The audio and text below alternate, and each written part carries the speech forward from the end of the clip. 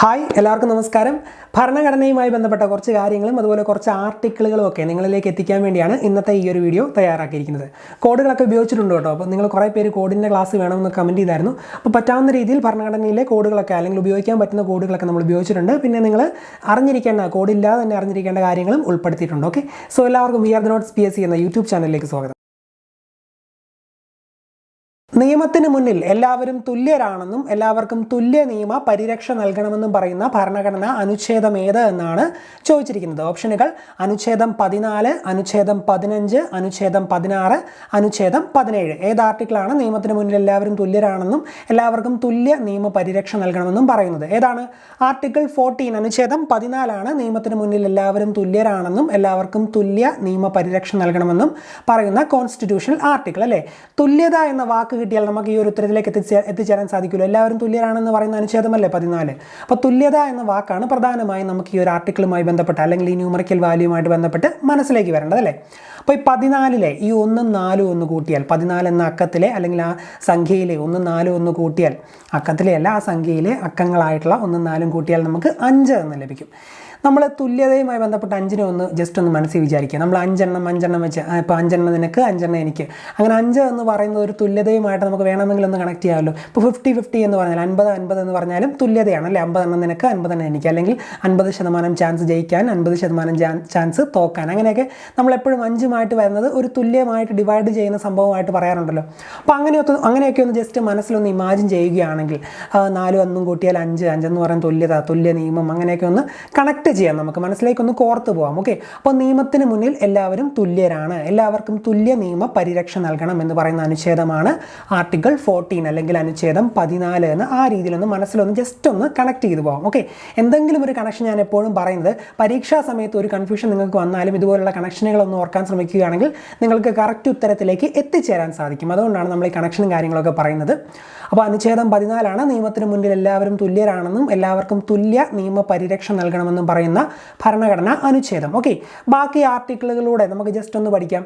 Article 15ഉം article 16 അടുത്ത നമ്മൾ പഠിക്കാൻ പോകുന്നത് 15ഉം 16 അനുച്ഛേദം 15ഉം 16. ഓക്കെ, ഈ രണ്ട് ആർട്ടിക്കിളും നമ്മൾ പഠിക്കാൻ പോകുന്നത് നമ്മുടെ ഹൈന്ദവ വിശ്വാസത്തിലെ കാലൻ എന്ന് പറയുന്ന ഒരു വ്യക്തി ഉണ്ടല്ലോ, നമ്മളെ മരിച്ച് എന്താ പറയുക കൊല്ലാൻ കൊണ്ടുപോകുന്നത്, മരിക്കാറാകുമ്പോൾ വന്ന് കഴുത്തിൽ കയറൊക്കെ ഇട്ട് കൊണ്ടുപോകുന്ന, ആത്മാവിനെ കൊണ്ടുപോകുന്ന, നരകത്തിൽ വിടണോ സ്വർഗത്തിൽ വിടണോ എന്നൊക്കെ തീരുമാനിക്കുന്ന വ്യക്തിയാണല്ലോ ഈ കാലൻ എന്ന് പറയുന്നത്.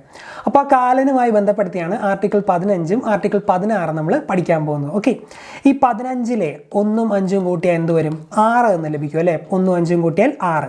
അതുപോലെ 16ലും ഒരു 6 ഉണ്ടല്ലോ, അതിലും ഒരു 6 ഉണ്ട്. ഈ സദാനന്ദൻ്റെ സമയം സിനിമ നിങ്ങളെല്ലാവരും കണ്ടതല്ലേ? അതിന് ദിലീപ് ഒരു വാക്ക് പറയുന്നുണ്ടല്ലോ, 6 എന്ന് പറയുന്നത് കാലൻ്റെ നമ്പറാണ്.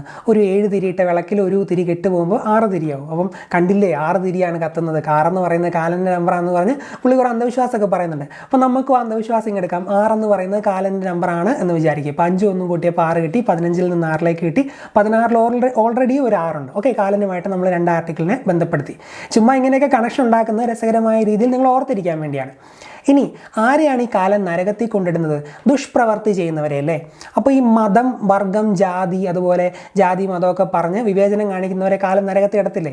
അപ്പോൾ അങ്ങനെ ഓർക്കാമല്ലോ, മതം, വർഗം, ജാതി, ലിംഗം, ജന്മസ്ഥലം എന്നിവയുടെ അടിസ്ഥാനത്തിൽ പൗരനോട് വിവേചനം പാടില്ലെന്ന് അനുശാസിക്കുന്ന അനുച്ഛേദമാണ് ആർട്ടിക്കിൾ 15. അപ്പം ജാതി, വർഗം, മതം ഇതൊക്കെ കാണിച്ചാൽ കാലൻ നരകത്തിൽ ഇടുമെന്ന് ഓർത്താൽ മതി. മതം, വർഗം, ജാതി, ലിംഗം, ജന്മസ്ഥലം എന്നിവയുടെ അടിസ്ഥാനത്തിൽ ഒരു പൗരനോട് വിവേചനം പാടില്ല എന്ന് അനുശാസിക്കുന്ന അനുച്ഛേദമാണ് ആർട്ടിക്കിൾ 15. ഓക്കെ, അനുച്ഛേദം 15. അപ്പം ഇങ്ങനെയൊക്കെ വിവേചനം കാണിച്ചാൽ കാലൻ നരകത്തിയിടും. കാലനുമായി ബന്ധിപ്പിച്ച് 5 1 6 ആക്കി. അപ്പോൾ ആ രീതിയിൽ ഓർത്തിരിക്കും. ഒരു ബന്ധമില്ലാത്ത ആരും ഉപയോഗിക്കാത്ത കോഡുകളാണ് നമ്മൾ ഉപയോഗിക്കുന്നത്. കാരണം ഇങ്ങനെയൊക്കെ ഇതൊക്കെ എന്ത് കോഡാണെന്ന് ഓർത്ത് നിങ്ങൾ ഒരു നിമിഷം ഒന്ന് ചിരിക്കത്തില്ലേ, അല്ലെങ്കിൽ മനസ്സിലൊന്ന് വിചാരിക്കത്തില്ലേ? ആ ഒരു സംഭവം മതി പരീക്ഷാ സമയത്ത് നമുക്ക് ഓർത്തിരിക്കണം. എന്തെങ്കിലും ഒരു സ്പാർക്ക് ഉണ്ടാക്കാൻ വേണ്ടിയാണ് ഇങ്ങനെയുള്ള സംഭവങ്ങൾ നമ്മൾ ഇടുന്നത്. ഓക്കെ, അപ്പം മതം, വർഗം, ജാതി, ലിംഗം എന്നിവയിലൊക്കെ വിവേചനം കാണിച്ചാൽ നിങ്ങൾ ഓർത്തോളുക, കാലൻ പിടിച്ച് നരകത്തിയിടും. ഓക്കെ, അപ്പം മതം, വർഗം, ജാതി, ലിംഗം, ജന്മസ്ഥലം എന്നിവയുടെ അടിസ്ഥാനത്തിൽ ഒരു പൗരനോടും വിവേചനം പാടില്ല എന്ന് അനുശാസിക്കുന്ന ഭരണഘടനയിലെ അനുച്ഛേദമാണ് ആർട്ടിക്കിൾ 15, അനുച്ഛേദം 15. എന്നിരുന്നാലും സ്ത്രീകൾക്കും കുട്ടികൾക്കും പ്രത്യേക പരിഗണന നൽകാവുന്നതാണ്. അതും ആർട്ടിക്കിൾ 15 പറയുന്നുണ്ട്.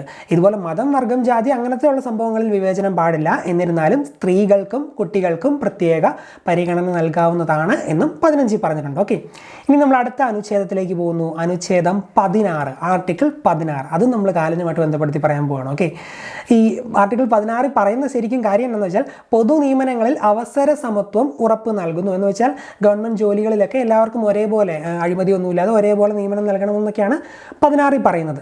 ഇനി അതെങ്ങനെ കാലനുമായിട്ട് കണക്ട് ചെയ്യുമെന്ന് ചോദിച്ചാൽ നമ്മുടെ അന്യൻ സിനിമ നിങ്ങളെല്ലാവരും കണ്ടതാണെന്ന് ഞാൻ വിശ്വസിക്കുന്നു. അന്യൻ അല്ലേ, അന്യൻ സിനിമയിലെ അന്യൻ എന്ന് പറയുന്ന അവൻ്റെ ആ ഒരു പേഴ്സണാലിറ്റി അതൊരു കാലൻ്റെ ഒരു ഡെവിൾ ഫോമായിട്ട് നമുക്ക് വേണമെങ്കിൽ ഒന്ന് പറയാമല്ലോ. കാലൻ ഡെവിളാണോ അല്ലയോ എന്നൊക്കെ ഉള്ളത് ഡിബേറ്റബിൾ ആയിട്ടുള്ള കാര്യമാണ്. എന്നിരുന്നാലും അന്യൻ എന്ന് പറയുന്ന ആ ഒരു സംഭവമാണ് കാലൻ്റെ എന്താ പറയുക പുസ്തകത്തിലുള്ള ശിക്ഷകളൊക്കെയാണ് അവൻ നടപ്പാക്കുന്നത്. അതുപോലെയുള്ള സംഭവങ്ങളാണ് പുള്ളി ചെയ്യുന്നത്, അന്യൻ്റെ ആ ഒരു പേഴ്സണാലിറ്റി. അപ്പം എന്തെങ്കിലും തെറ്റ് കണ്ടാൽ അവനെ കൊന്നിട്ട് നരകത്തിലെ എന്തെങ്കിലും ശിക്ഷ കൊടുക്കുകയാണ് സിനിമയിൽ കാണുന്നതെന്ന് നമുക്ക് മനസ്സിലാവും. അപ്പം അതിനകത്തൊരു സീനുണ്ട്, അതിലെ നായികയായിട്ടുള്ള ഈ നന്ദിനി എന്നാണ് തോന്നുന്നു പേര്, ആ പെൺകൊച്ചിന് ഏതോ ഒരു സംഗീത സദസ്സിൽ പാട്ട് പാടാൻ അനുവദിക്കാതെ വരുമ്പോൾ, അതിൻ്റെ എന്താ പറയുക ഹെഡ് ഓഫ് ദ ഇൻസ്റ്റിറ്റ്യൂഷൻ അനുവദിക്കാതെ വരുമ്പോൾ, കാശ് മേടിച്ച് മറ്റൊരാളെ പാടാൻ അനുവദിക്കുമ്പോൾ പെട്ടെന്ന് ഇവൻ്റെ ഉള്ളിലെ ആ നായകൻ്റെ ഉള്ളിലെ അന്യൻ എന്ന് പറയുന്ന കാലൻ്റെ രൂപത്തിലുള്ള ആ ഒരു കഥാപാത്രം പുറത്തു വരികയും ഇതുപോലുള്ള അഴിമതി കാണിക്കുന്ന നീ ജീവിക്കാൻ യോഗ്യനല്ല എന്ന് പറഞ്ഞ് അവനെ പൊക്കിയെടുത്ത് ആ ഒരു വയസ്സനെ പൊക്കിയെടുത്ത് ഒരു വിളക്കിൻ്റെ മുകളിലേക്ക് കുത്തിക്കൊല്ലാൻ നോക്കുന്ന ഒരു സീൻ ഓർമ്മ ഉണ്ടായിരിക്കുമല്ലോ എല്ലാവർക്കും.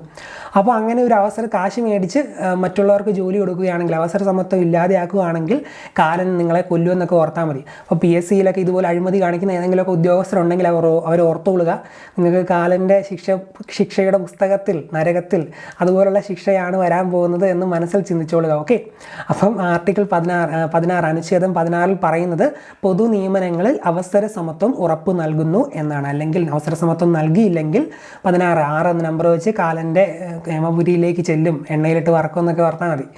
ഓക്കെ, അപ്പോൾ പൊതു നിയമനങ്ങളിൽ അവസര സമത്വം ഉറപ്പ് നൽകുന്നു. ഒരു ബന്ധവും ഇല്ലാത്ത കോഡുകളാണ് നമ്മൾ പറയുന്നത്, ആരും സഞ്ചരിക്കാത്ത പാതയിലൂടെയാണ് നമ്മൾ സഞ്ചരിച്ച് പോകുന്നത്. പക്ഷേ നിങ്ങളുടെ മനസ്സിലൊരു സ്പാർക്ക് ഉണ്ടാകാൻ വേണ്ടിയാണ്, കാരണം പരീക്ഷ ഇനി കുറച്ച് ദിവസമേ ഉള്ളൂ പരീക്ഷയ്ക്ക്. ഓക്കെ, അപ്പം നമുക്ക് ആ ഒരു സമയത്തിനുള്ളിൽ എല്ലാം കൂടുതലൊന്നും കൂടുതലായിട്ട് പഠിച്ച് കയറ്റാനൊന്നും പറ്റുകയില്ല. അപ്പോൾ ഇതുപോലെ ഈ നിമിഷമെങ്കിലും നിങ്ങളുടെ മനസ്സിലൊരു സ്പാർക്ക് ഉണ്ടായി പോവുകയാണെങ്കിൽ പരീക്ഷാ സമയത്ത് ഇതുപോലെ ചോദ്യം വന്നാലും നിങ്ങൾക്ക് ഓർത്തെടുക്കാൻ പറ്റും, അത് ഞാൻ ഉറപ്പ് തരുന്നു. അതുകൊണ്ടാണ് നമ്മൾ ഇങ്ങനത്തെ കോഡൊക്കെ പറയുന്നത്. ഓക്കെ, അപ്പോൾ പൊതു നിയമനങ്ങളിൽ അവസര സമത്വം ഉറപ്പ് നൽകുന്ന അനുച്ഛേദമാണ് അനുച്ഛേദം 16. 15 എന്താണ്? മതം, ലിംഗം, ജാതി, അതുപോലെ വർഗം. മതം, വർഗം, ജാതി, ലിംഗം, ജന്മസ്ഥലം എന്നിവയുടെ അടിസ്ഥാനത്തിൽ വിവേചനം പാടില്ല എന്ന് പറയുന്നതാണ് 15. ഇനി അടുത്തത് അനുച്ഛേദം 17. 17 എന്തുമായിട്ട് ബന്ധപ്പെട്ടിരിക്കുന്നു എന്നാണ് പറയാൻ പോകുന്നത്. ആ 17 എന്ന നമ്പർ എടുത്ത്, ഇനി അത് കൂട്ടുമൊന്നും വേണ്ട, 7 എന്നുള്ള നമ്പർ എടുത്താൽ മതി. 7 എന്ന വാക്കിൽ നിന്ന് അല്ലെങ്കിൽ ആ ഒരു സംഖ്യയിൽ നിന്ന് ജന്തുക്കൾ നമുക്ക് എത്താമല്ലോ. എഴയുന്ന ജന്തുക്കൾ, പാമ്പ്, പഴുതാര, പുഴു, ഇവയൊക്കെ എഴയുന്ന ജന്തുക്കളല്ലേ. ഇവയൊക്കെ തൊടാൻ നമുക്ക് ഭയങ്കര മടിയല്ലേ. ഈ പാമ്പിനെയൊക്കെ ഇപ്പോൾ ചത്ത പാമ്പാണെങ്കിൽ പോലും നമ്മൾ കൈ കൊണ്ട് തൊടും ഇല്ല, ഈ വഴുവഴാന്നിരിക്കും അല്ലേ. എഴ ജന്തുക്കളെല്ലാം അല്ല, നമുക്ക് എന്തോ ഒരു അയ്യേ നോക്കുമല്ലേ നമുക്കൊരു ബുദ്ധിമുട്ടാണ് മനസ്സുകൊണ്ട്. കുഴപ്പമൊന്നും ഇല്ലേലും നമുക്ക് ബുദ്ധിമുട്ടാണ് ഈ ജന്തുക്കളെയൊക്കെ തൊടാൻ, പുഴുവിനെയൊക്കെ തൊടാൻ നമുക്ക് ബുദ്ധിമുട്ടല്ലേ. അപ്പം അങ്ങനെ ഓർത്താൽ മതി. അൺടച്ചബിലിറ്റി, തൊടാൻ ബുദ്ധിമുട്ടാണ്, അൺടച്ചബിലിറ്റിയുമായിട്ട് കണക്ട് ചെയ്യാമല്ലോ. തൊട്ടുകൂടായ്മ, അയിത്തം എന്നിവ നിരോധിക്കുന്ന ഭരണഘടനാ അനുച്ഛേദമാണ് 17. അൺടച്ചബിലിറ്റിയുമായി ബന്ധപ്പെട്ട ഭരണഘടനയിലെ അനുച്ഛേദമാണ് 17 എന്നറിഞ്ഞിരിക്കുക.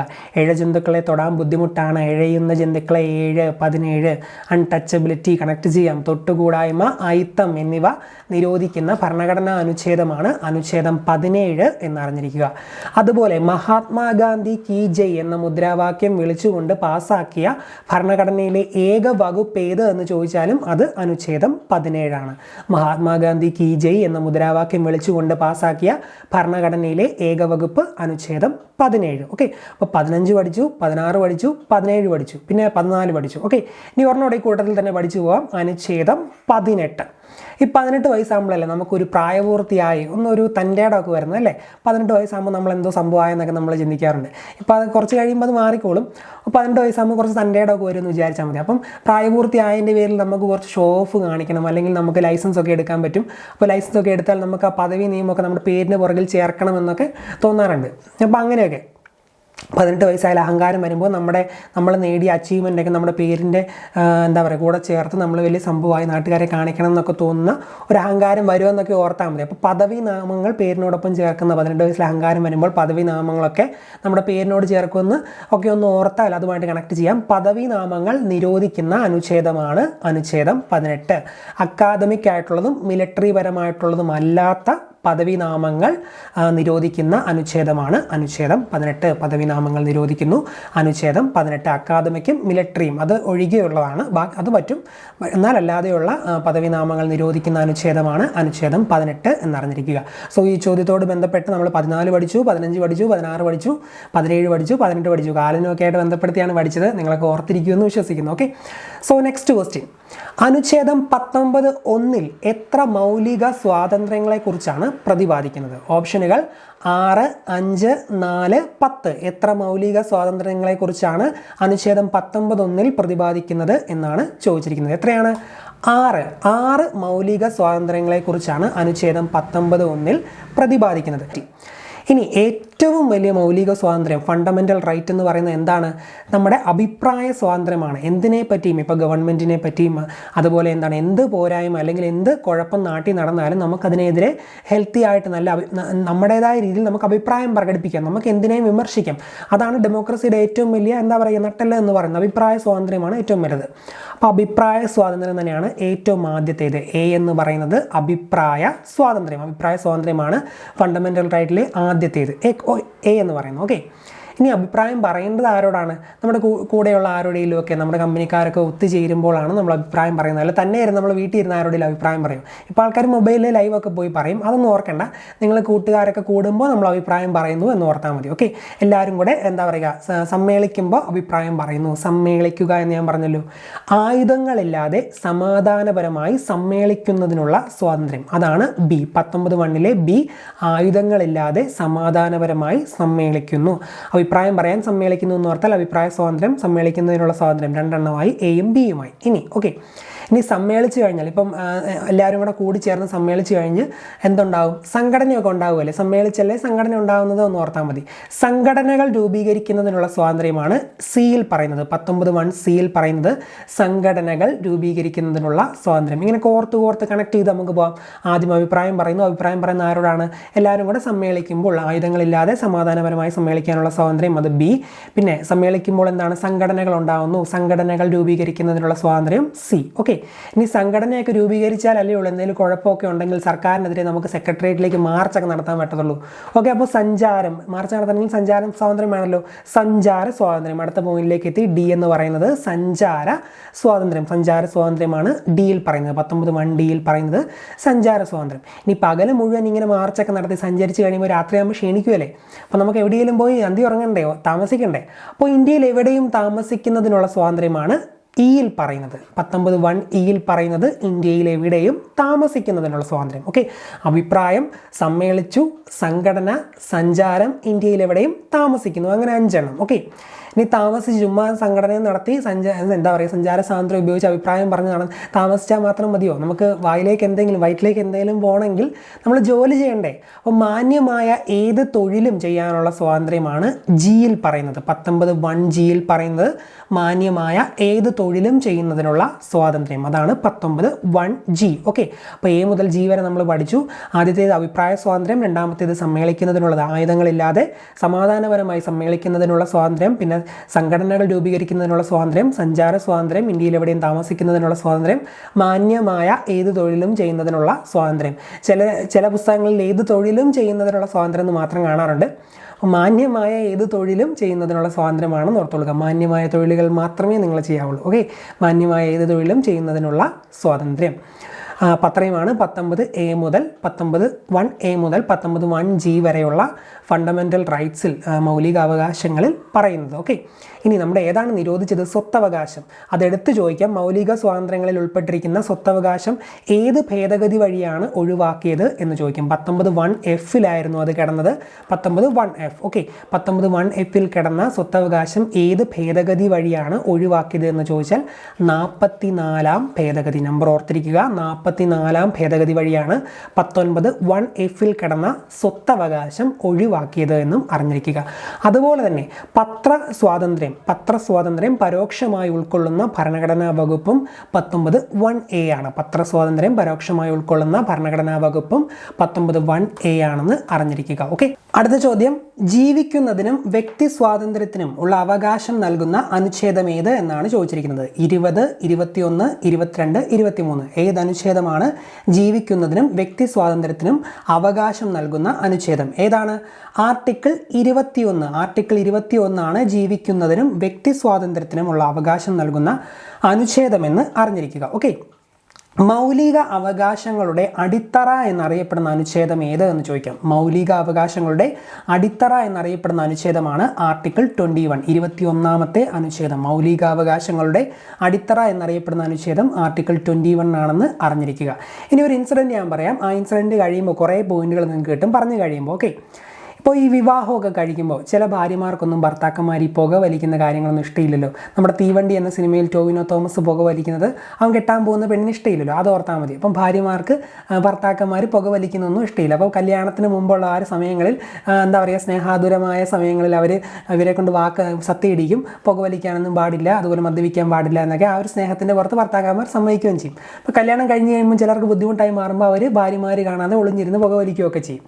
ആ ഒരു സംഭവം എന്ന് ഓർത്താൽ മതി. അപ്പോൾ ഭാര്യമാർ കാണാതെ അവിടെ ഇവിടെയൊക്കെ പോയി ഒളിച്ചിരുന്ന് പുക വലിച്ചിട്ട് ആ ഒരു സിഗരറ്റിൻ്റെ പാക്കറ്റ് എവിടെയെങ്കിലും കൊണ്ട് പൂട്ടി വെക്കുമെന്ന് ഓർത്താൽ മതി. ഓക്കെ, കല്യാണം കഴിയുമ്പോൾ ഭാര്യമാർ കാണാതെ ഒളിച്ചിരുന്ന് പുക വലിച്ചിട്ട് സിഗരറ്റിൻ്റെയൊക്കെ പാക്കറ്റ്, വീടിൻ്റെയൊക്കെ പാക്കറ്റ് എവിടെയെങ്കിലും കൊണ്ട് പൂട്ടി വെക്കും. ഓക്കെ, അത്രയും ഇൻസിഡൻ്റ് ഒന്ന് ഓർത്തിരിക്കുക. അതുമായി ബന്ധപ്പെട്ട് നമ്മളിപ്പോൾ കുറേ പോയിന്റുകൾ പറയാൻ പോവാണ്. പൊതുസ്ഥലങ്ങളിൽ പുക വലിക്കുന്നത് കേരള ഹൈക്കോടതി നിരോധിച്ചത് ഭരണഘടനയുടെ ഏത് അനുച്ഛേദം അനുസരിച്ചാണ് എന്ന് ചോദിച്ചാൽ ആർട്ടിക്കിൾ 21. 21വുമായിട്ട് ബന്ധപ്പെട്ട കാര്യങ്ങളാണ് എല്ലാം പറയാൻ പോകുന്നത്. അതിനുവേണ്ടിയാണ് ഈ ഒരു എക്സാമ്പിൾ അല്ലെങ്കിൽ ഈ ഒരു ഇൻസിഡൻറ്റ് പറഞ്ഞത്. മൗലികാവകാശങ്ങളുടെ അടിത്തറ എന്ന് പറഞ്ഞു, അതാണ് ആദ്യത്തെ പോയിന്റ്. മൗലികാവകാശങ്ങളുടെ അടിത്തറ എന്നറിയപ്പെടുന്ന അനുച്ഛേദമാണ് ആർട്ടിക്കിൾ 21. അതുപോലെ തന്നെ നമ്മുടെ ചോദ്യത്തിൽ എന്താണ് പറഞ്ഞത്? ജീവിക്കുന്നതിനും വ്യക്തി സ്വാതന്ത്ര്യത്തിനുമുള്ള അവകാശം നൽകുന്ന അനുച്ഛേദം, അതും ആർട്ടിക്കിൾ 21. ആ കൂട്ടത്തിൽ അറിഞ്ഞിരിക്കേണ്ടത് പൊതുസ്ഥലങ്ങളിൽ പുക വലിക്കുന്നത് കേരള ഹൈക്കോടതി നിരോധിച്ചത് ഭരണഘടനയുടെ ഏത് അനുച്ഛേദമാണ് എന്ന് ചോദിച്ചാൽ 21.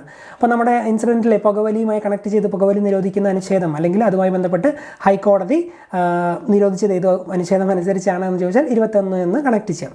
പിന്നെ കല്യാണത്തിന് കാര്യങ്ങൾ പറഞ്ഞല്ലോ. ആ കല്യാണത്തിൽ നിന്ന് ഇന്ത്യയിൽ ഒരു പൗരന് സ്വന്തം ഇഷ്ടപ്രകാരം ജീവിത പങ്കാളിയെ തിരഞ്ഞെടുക്കാനുള്ള അവകാശം നൽകുന്ന അനുച്ഛേദവും 21. കല്യാണവുമായി ബന്ധപ്പെട്ട് ജീവിത പങ്കാളിയെ തിരഞ്ഞെടുക്കുന്ന കാര്യം നമുക്ക് കണക്ട് ചെയ്യാമല്ലോ.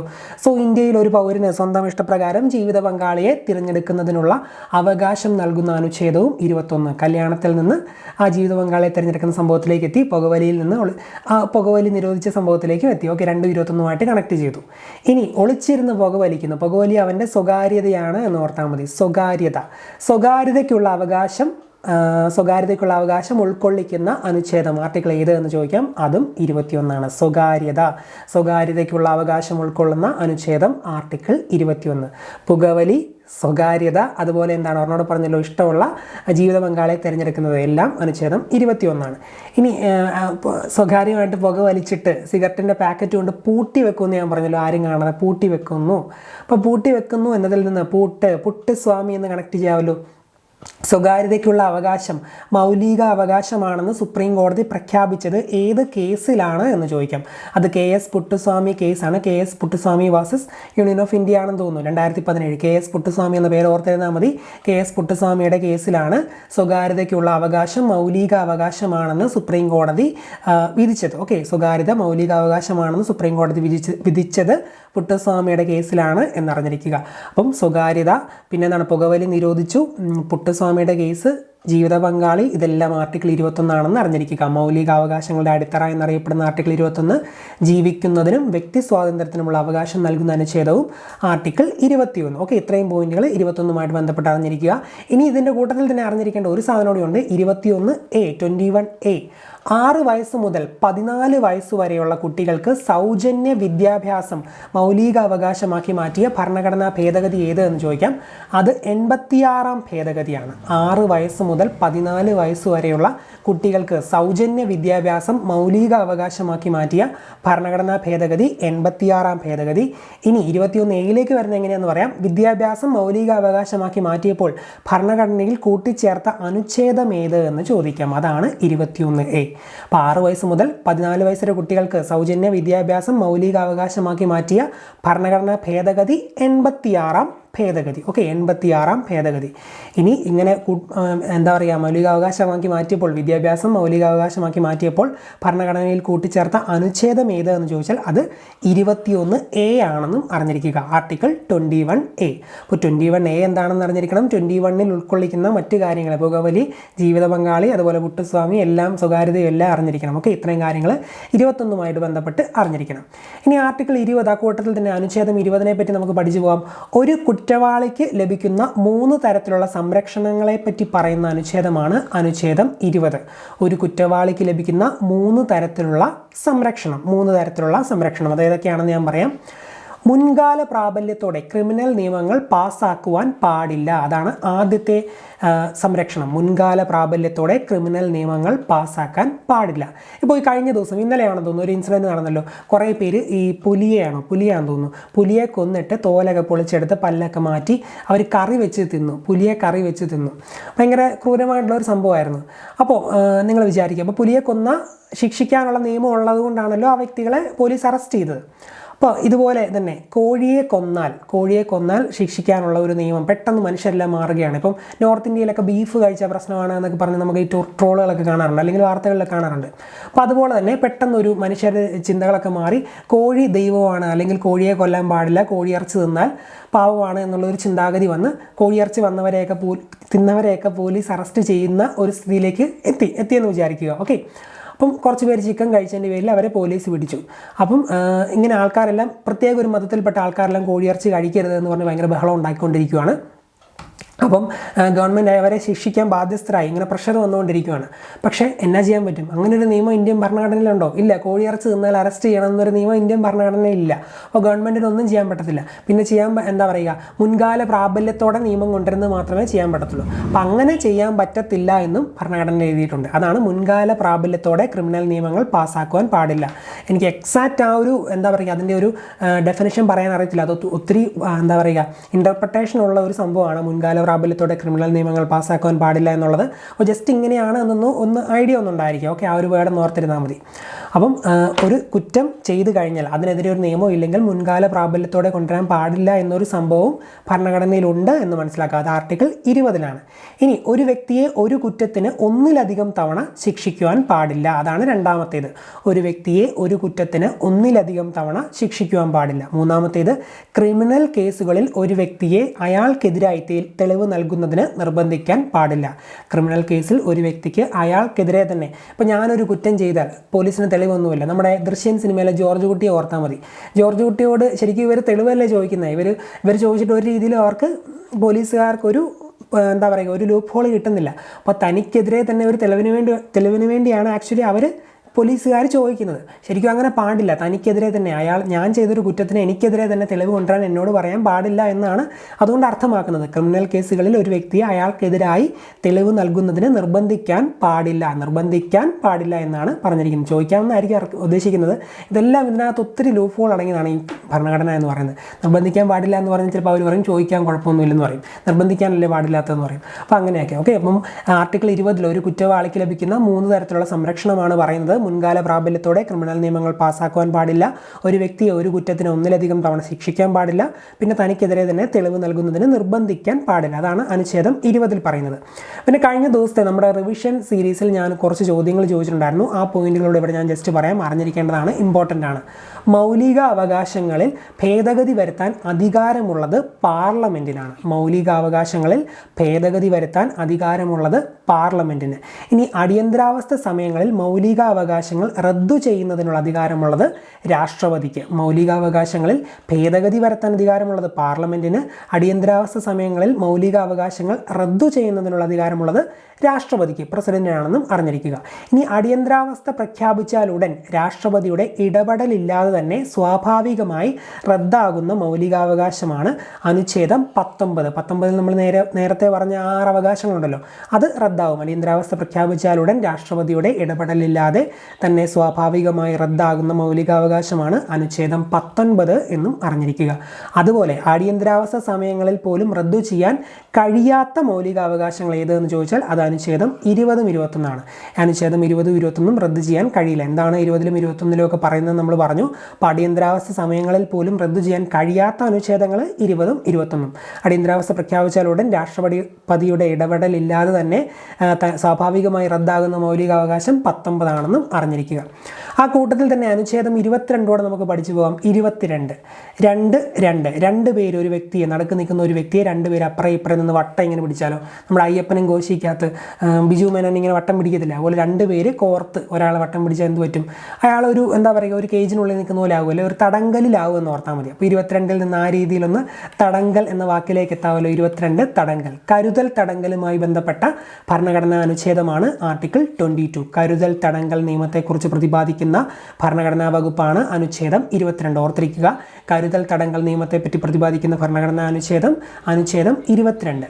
അതുപോലെ തന്നെ ഒരാളെ അറസ്റ്റ് ചെയ്താൽ 24 മണിക്കൂറിനുള്ളിൽ മജിസ്ട്രേറ്റിൻ്റെ മുന്നിൽ ഹാജരാക്കണമെന്ന് അനുശാസിക്കുന്ന ഭരണഘടനാ വകുപ്പ് ഏത് എന്ന് ചോദിച്ചാലും അനുച്ഛേദം 22 ആണ്. ഒരാളെ അറസ്റ്റ് ചെയ്താൽ 24 മണിക്കൂറിനുള്ളിൽ മജിസ്ട്രേറ്റിന് മുന്നിൽ ഹാജരാക്കണമെന്ന് അനുശാസിക്കുന്ന ഭരണഘടനാ വകുപ്പ് അനുച്ഛേദം 22. കരുതൽ തടങ്കലുമായി ബന്ധപ്പെട്ടത് അനുച്ഛേദം 22 എന്ന് പറഞ്ഞു. അതുപോലെ തന്നെ കരുതൽ തടങ്കലിലായ ഒരു വ്യക്തിയെ വിചാരണ കൂടാതെ എത്ര കാലം തടവിൽ വെക്കാൻ കഴിയുമെന്ന് ചോദിച്ചാൽ 3 മാസമാണ്. കരുതൽ തടങ്കലിൽ അറസ്റ്റിലായ ഒരു വ്യക്തിയെ വിചാരണ കൂടാതെ എത്ര കാലം തടവിൽ വെക്കാൻ കഴിയുമെന്ന് ചോദിച്ചാൽ 3 മാസമാണെന്ന് അറിഞ്ഞിരിക്കുക. ഇന്ത്യയിൽ കരുതൽ തടങ്കൽ നിയമപ്രകാരം അറസ്റ്റിലായ ആദ്യ വ്യക്തി ആരെന്ന് ചോദിക്കാം. AK ഗോപാലൻ. AKG ആണ് ഇന്ത്യയിൽ കരുതൽ തടങ്കൽ നിയമപ്രകാരം അറസ്റ്റിലായ ആദ്യ വ്യക്തി.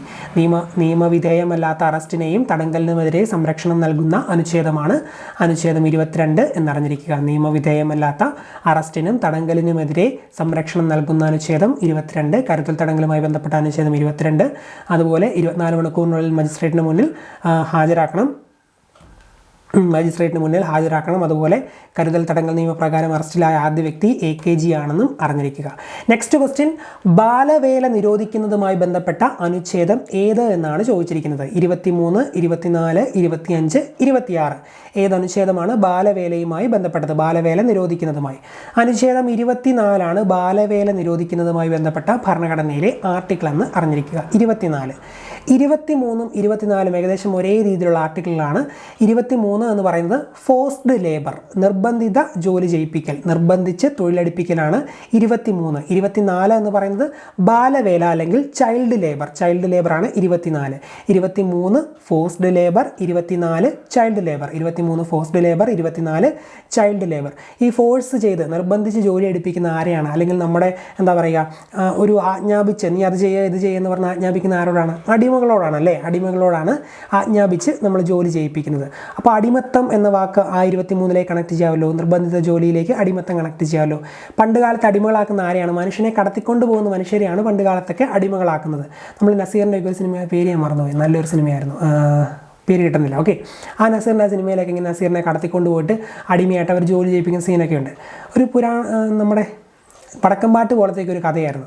ലാസ്റ്റ് നസീർ തിരിച്ചു വന്ന് പ്രതികാരമൊക്കെ ചെയ്യുന്നത് മമ്മൂട്ടിയുടെ മകനായിട്ട് മോഹൻലാൽ അഭിനയിച്ച ഒരു സിനിമയാണ്. പേരെൻ്റെ വായി വരുന്നില്ല, എന്തോ അത് നിങ്ങൾക്ക് ഓർമ്മയുണ്ടെന്ന് കമൻറ്റ് ചെയ്തേക്ക്. ഓക്കെ, അപ്പോൾ മനുഷ്യക്കടത്ത്, അടിമത്തം, നിർബന്ധിച്ച് തൊഴിലെടുപ്പിക്കൽ എന്നിവ നിരോധിക്കുന്ന അനുച്ഛേദമാണ് അനുച്ഛേദം 23. മനുഷ്യക്കടത്ത്, അടിമത്തം, നിർബന്ധിച്ച് തൊഴിലെടുപ്പിക്കൽ ഇവ നിരോധിക്കുന്ന അനുച്ഛേദമാണ് അനുച്ഛേദം 23. 24 ബാലവേല, ചൈൽഡ് ലേബർ നിരോധിക്കുന്നു, ബാലവേല നിരോധിക്കുന്നതാണ് 24 എന്നും അറിഞ്ഞിരിക്കുക. ഇനി 25, 26, 27, 28 ഈ അനുച്ഛേദങ്ങളെല്ലാം, ഈ 4 അനുച്ഛേദങ്ങളും മതവുമായി ബന്ധപ്പെട്ട് മതപരമായ കാര്യങ്ങളുമായി ബന്ധപ്പെട്ടതാണ്. ജസ്റ്റ് ആ 4 ഒന്ന് അറിഞ്ഞിരിക്കണം. അങ്ങനെ ചോദിക്കാറില്ലാത്തൊരു അനുച്ഛേദങ്ങളാണ്. സോ എന്തായാലും ഒന്ന് അറിഞ്ഞിരിക്കണം. ഇഷ്ടമുള്ള മതത്തിൽ വിശ്വസിക്കുന്നതിനും ആചരിക്കുന്നതിനും പ്രചരിപ്പിക്കുന്നതിനുമുള്ള അനുച്ഛേദമാണ് 25. ഇഷ്ടമുള്ള മതത്തിൽ വിശ്വസിക്കുക, ആചരിക്കുക, പ്രചരിപ്പിക്കുക അതിന് പറയുന്ന അനുച്ഛേദമാണ് 25. ഇഷ്ടമുള്ള മതത്തിൽ വിശ്വസിക്കുന്നതിനും ആചരിക്കുന്നതിനും പ്രചരിപ്പിക്കുന്നതിനുമുള്ള ആർട്ടിക്കിളാണ് ആർട്ടിക്കിൾ 25. ഇനി എന്താണ് 26? മതവിഭാഗങ്ങൾക്ക് മതജീവകാരുണ്യ സ്ഥാപനങ്ങൾ സ്ഥാപിക്കുന്നതിന് നോക്കി നടത്തുന്നതിനുമുള്ള അവകാശം. മതജീവകാരുണ്യ സ്ഥാപനങ്ങൾ സ്ഥാപിക്കുന്നതിനും നോക്കി നടത്തുന്നതിനുമുള്ള അവകാശം നൽകുന്ന അനുച്ഛേദമാണ് 26. മതത്തിൽ വിശ്വസിക്കുന്നു, മതത്തിൻ്റെ ജീവകാരുണ്യ സ്ഥാപനം സ്ഥാപിക്കുന്നു. 25, 26. ഓക്കെ, ഇനി 27 ഏതെങ്കിലും പ്രത്യേക മതത്തിൻ്റെ പ്രോത്സാഹനത്തിന് വേണ്ടി നികുതികൾ കൊടുക്കാൻ നിർബന്ധിക്കുന്നതിനെതിരായ അവകാശമാണ് 27. മതത്തിൻ്റെ പേരിൽ ഇനി നിങ്ങൾ അങ്ങനെ നികുതിയൊന്നും കൊടുക്കേണ്ട ആവശ്യമില്ല. ഏതെങ്കിലും പ്രത്യേക മതത്തിൻ്റെ പ്രോത്സാഹനത്തിന് വേണ്ടി നികുതികൾ കൊടുക്കാൻ നിർബന്ധിക്കുന്നതിനെതിരെയായിട്ടുള്ള അവകാശമാണ് അനുച്ഛേദം 27 എന്നറിഞ്ഞിരിക്കുക. മതത്തിൽ വിശ്വസിക്കുന്നു, മതത്തിൻ്റെ ജീവകാരുണ്യ സ്ഥാപനങ്ങൾ സ്ഥാപിക്കുന്നു, പിന്നെ മതത്തിൻ്റെ പേരിൽ നികുതി കൊടുക്കുന്നതിനെ നിരോധിക്കുന്ന അനുച്ഛേദം 27, 25, 26, 27 മൂന്നെണ്ണം പറഞ്ഞു.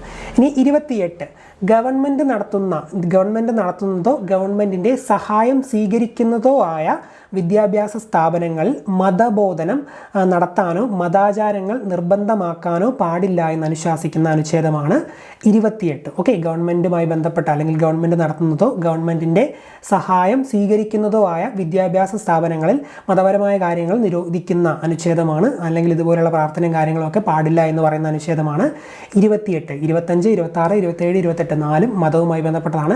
ഇഷ്ടമുള്ള മതത്തിൽ വിശ്വസിക്കാൻ 25. അതുപോലെ മതപരമായിട്ടുള്ള ആരാധനാലയങ്ങൾ അല്ലെങ്കിൽ ജീവകാരുണ്യ സ്ഥാപനങ്ങൾ സ്ഥാപിക്കുന്നതിനുള്ള അനുച്ഛേദം 26. പിന്നെ മതപരമായ നികുതി കൊടുക്കുന്നതിനെ എതിർക്കുന്ന അനുച്ഛേദം 27. സ്കൂളുകളിൽ ഗവൺമെൻറ്റുമായി ബന്ധപ്പെട്ട സ്കൂളുകളിൽ മതപരമായിട്ടുള്ള കാര്യങ്ങൾ ഒഴിവാക്കുന്ന അനുച്ഛേദം 28. 25, 26, 27, 28 നാലും പഠിച്ചു പോകുക, ജസ്റ്റ് ഒന്ന് അറിഞ്ഞിരിക്കുക. ഓക്കെ, ഈ കൂട്ടത്തിൽ തന്നെ 29, 30 ജസ്റ്റ് പറഞ്ഞേക്കാം. ന്യൂനപക്ഷ വിഭാഗങ്ങളുടെ താല്പര്യം സംരക്ഷിക്കുന്ന അനുച്ഛേദമാണ് 29. ന്യൂനപക്ഷ വിഭാഗങ്ങളുടെ താല്പര്യങ്ങൾ സംരക്ഷിക്കുന്നതുമായി ബന്ധപ്പെട്ട അനുച്ഛേദമാണ് അനുച്ഛേദം 29. എന്നോട് പറയാം, ന്യൂനപക്ഷ വിഭാഗങ്ങളുടെ താല്പര്യങ്ങൾ സംരക്ഷിക്കുന്നതുമായി ബന്ധപ്പെട്ട അനുച്ഛേദം 29. ഇനി 30 ന്യൂനപക്ഷ വിഭാഗങ്ങൾക്ക് വിദ്യാഭ്യാസ സ്ഥാപനങ്ങൾ ആരംഭിക്കുന്നതിനും നടത്തുന്നതിനുമുള്ള അവകാശം നൽകുന്നതാണ് 30. 29, 30 ന്യൂനപക്ഷ വിഭാഗങ്ങളുമായിട്ട് ബന്ധപ്പെട്ടതാണ്. ന്യൂനപക്ഷ വിഭാഗങ്ങളുടെ താല്പര്യം സംരക്ഷിക്കുന്നത് 29. ന്യൂനപക്ഷ വിഭാഗങ്ങൾക്ക് വിദ്യാഭ്യാസ സ്ഥാപനങ്ങളൊക്കെ സ്ഥാപിക്കുന്നതുമായി ബന്ധപ്പെട്ട അനുച്ഛേദം 30. താല്പര്യങ്ങൾ 29, വിദ്യാഭ്യാസ സ്ഥാപനം 30. 29, 30 ന്യൂനപക്ഷവുമായി ബന്ധപ്പെട്ടതാണ് എന്നും അറിഞ്ഞിരിക്കുക. അതുപോലെ തന്നെ മൗലിക അവകാശങ്ങളിൽ മൗലികമായത് എന്നറിയപ്പെടുന്ന അനുച്ഛേദമാണ് 32. മൗലിക അവകാശങ്ങളിൽ മൗലികമായത് എന്നറിയപ്പെടുന്ന അനുച്ഛേദമാണ് ആർട്ടിക്കിൾ 32. അനുച്ഛേദം 32. ഭരണഘടനയുടെ ഹൃദയം, ആത്മാവ് എന്നിങ്ങനെ അംബേദ്കർ വിശേഷിപ്പിച്ചത് ഏത് ആർട്ടിക്കിളിനെയാണ് എന്ന് ചോദിച്ചാൽ 32ാമത്തെ അനുച്ഛേദത്തെ, 32ാമത്തെ ആർട്ടിക്കിളിനെ. ഭരണഘടനയുടെ ഹൃദയം, ആത്മാവ് എന്ന് അംബേദ്കർ വിശേഷിപ്പിച്ച ആർട്ടിക്കിൾ അനുച്ഛേദമാണ് 32. ആർട്ടിക്കിൾ ഞാൻ സ്ട്രെസ് ചെയ്ത് പറഞ്ഞത് നമ്മുടെ പ്രിയാമ്പിളിലും ഉണ്ട് ഹൃദയവും ആത്മാവും ഒക്കെ. അപ്പോൾ ഹൃദയം, ആത്മാവ് എന്ന് വിശേഷിപ്പിച്ച ആർട്ടിക്കിളാണ് ആർട്ടിക്കിൾ 32 എന്ന് അറിഞ്ഞിരിക്കുക, അംബേദ്കർ വിശേഷിപ്പിച്ചത്. ഓക്കെ, മൗലികാവകാശങ്ങളിൽ മൗലികമായത് എന്നറിയപ്പെടുന്ന അനുച്ഛേദം 32 ആണ് എന്നും അറിഞ്ഞിരിക്കുക. അതുപോലെ ഭരണഘടനയുടെ ഹൃദയവും ആത്മാവും എന്ന് നമ്മുടെ പ്രിയാമ്പിളിനെ, ആമുഖത്തെ വിശേഷിപ്പിച്ചത് ആരാണ്? നമ്മൾ കോഡൊക്കെ വെച്ച് പറഞ്ഞാണ്, താക്കൂർദാസ് ഭാർഗവാണ് ഭരണഘടനയുടെ ഹൃദയവും ആത്മാവും എന്ന് ആമുഖത്തെ വിശേഷിപ്പിച്ചത് താക്കൂർദാസ് ഭാർഗവാണ്. എന്നാൽ അംബേദ്കർ ഹൃദയവും ആത്മാവും എന്ന് വിശേഷിപ്പിച്ച ആർട്ടിക്കിൾ 32 ഭരണഘടനയുടെ മൗലികാവകാശങ്ങളിൽ മൗലികമായത് എന്നറിയപ്പെടുന്നത് ആർട്ടിക്കിൾ 32 ആണെന്നും അറിഞ്ഞിരിക്കുക. ഓക്കെ, അപ്പോൾ ഇത്രയും കാര്യങ്ങളാണ് ഇന്നത്തെ ഈ ഒരു വീഡിയോയിൽ നമ്മൾ ഡിസ്കസ് ചെയ്തത്. നിങ്ങൾക്ക് എൻ്റെ ചാനൽ ഇഷ്ടപ്പെടുന്നുണ്ടെങ്കിൽ ഉറപ്പായിട്ടും ഈ ഒരു ചാനൽ സബ്സ്ക്രൈബ് ചെയ്യുക, അതുപോലെ ഷെയർ ഒക്കെ ചെയ്ത് കൂട്ടുകാരിലേക്കും എത്തിക്കുക. ഓക്കെ, നിങ്ങളുടെ സപ്പോർട്ട് ഉണ്ടെങ്കിൽ മാത്രമേ ഉള്ളൂ എനിക്ക് മുന്നോട്ട് പോകാൻ പറ്റത്തുള്ളൂ. അപ്പോൾ അടുത്ത വീഡിയോയിൽ കാണാം. താങ്ക്